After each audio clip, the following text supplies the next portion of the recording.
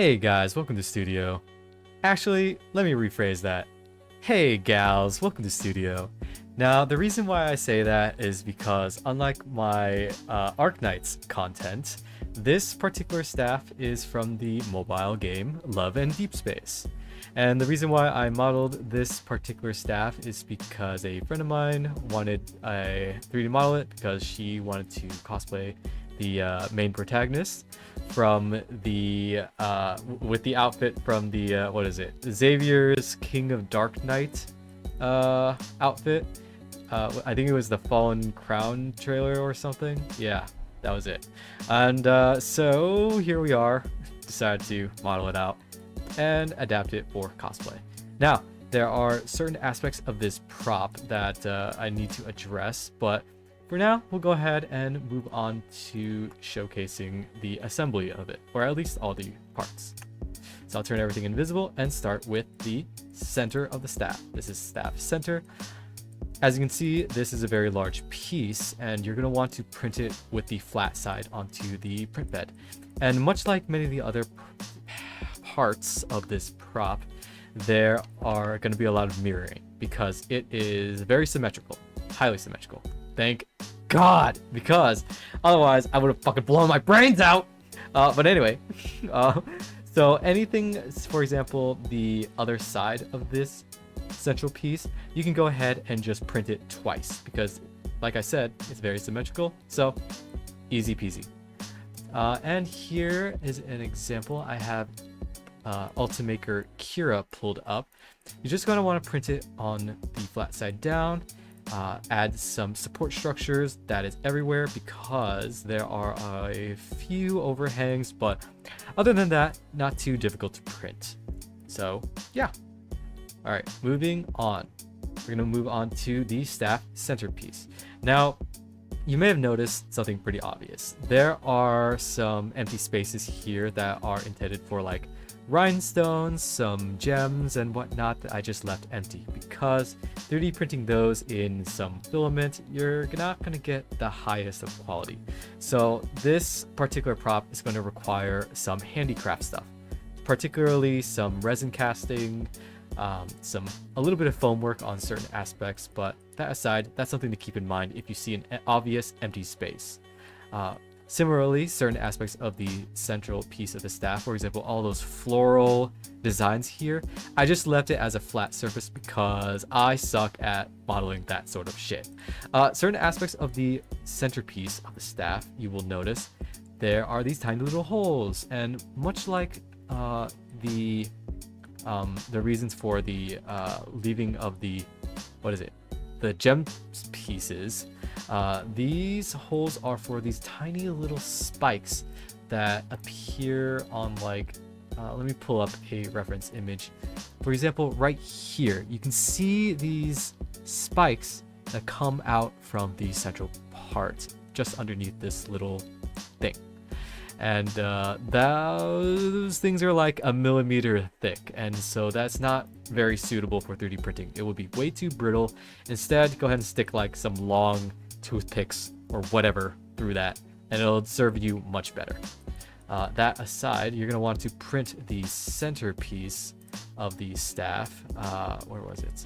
You're going to want to print the staff centerpiece with this side facing down because there are a lot of like the internal structure of this is a little complicated, so you're gonna want to like give it the best chance it's got.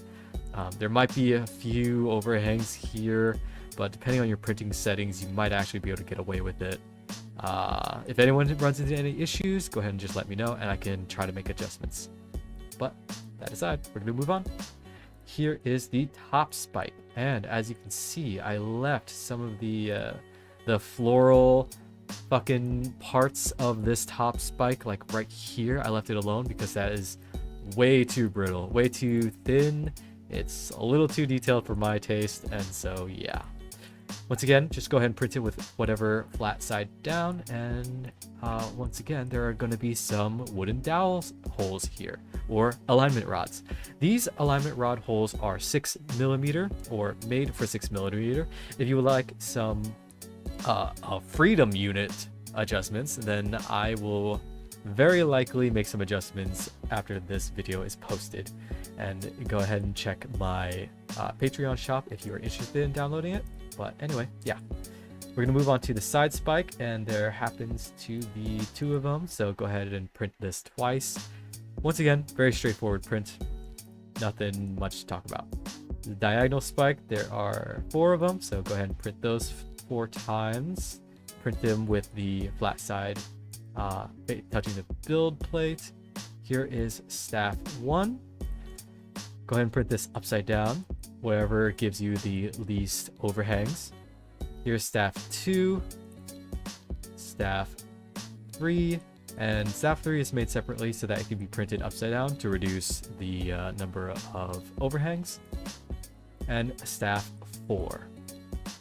Once again, whatever spaces do not or are intended to have like rhinestones or gems, that is the reason why I left them. For example, right here, you can just leave glue them together and then include your rhinestones or whatever to bedazzle it.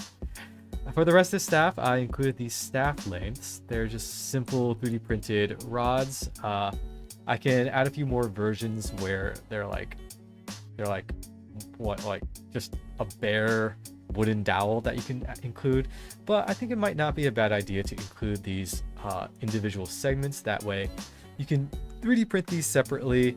They have the guide rod hole here, that way you can add a lot of structural integrity to the entire prop. But with these you can print them and then work on them separately. That way you can perfect each one and then glue them together and not like ruin a whole 50 centimeter length like part of the prop and then start all over.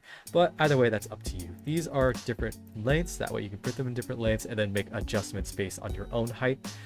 The very end of the staff, I know it has like this weird like shaped gem fucking thing, but I don't know, I just don't feel like doing that part. You can go ahead and like do that by yourself. Another thing to note is that the main guide rod for the majority of the staff is going to be about 14 millimeters thick, because my friend is from the what was it, from one of them European-esque countries. However, I will likely release a Americanized or Imperial units one. That way anyone can go ahead and download this and then go to their hardware store and use some wooden dowels to make the fitments. But that aside, if you guys are interested in downloading this 3D model and then using it for your own cosplay, you can find it on my Patreon page, or specifically my Patreon shop. You don't necessarily have to join my Patreon, but that's where you can find most of my stuff. So yeah, I don't know what else to say. Good luck, female Gooners, and Godspeed, my fellow degenerates.